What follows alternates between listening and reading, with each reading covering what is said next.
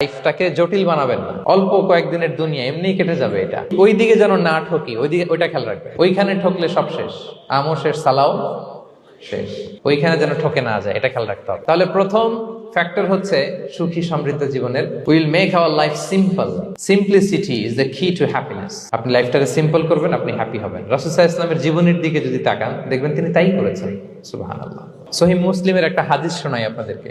আম্মা জান আয়েশা রাদিয়াল্লাহু তাআলা আনহা বর্ণনা করেন। তিনি বলেন, একদিন সকালবেলা রাসূল সাল্লাল্লাহু আলাইহি ওয়াসাল্লাম আমার বাসায় আসলেন। ফজর নামাজ পড়ে এসে বলতেছে, আয়েশা ফজর নামাজ পড়ে আসছি, ব্রেকফাস্ট করার মতো কিছু আছে ঘরে? ইয়া রাসূলুল্লাহ, কিছু নাই। নাই? ঠিক আছে, আম ফাস্টিং, যাও আমি রোজা রাখলাম, রোজার নিয়ত করলাম। কত ইজি গোয়িং, কত সিম্পল বানিয়েছেন লাইফটা। আচ্ছা, আমরা হলে কি করতাম? একটু মিলাই নিজের সাথে। সাধারণত আমরা যেটা করতাম, আমরা অনেকে রেগে যেতাম। প্রিয় ভাইয়েরা, ঘরে কিছু নাই মানে তুমি আগে জানাবা না আমাকে? হ্যাঁ, গত রাতে বললে তো কিছু নিয়ে আসতে পারতাম।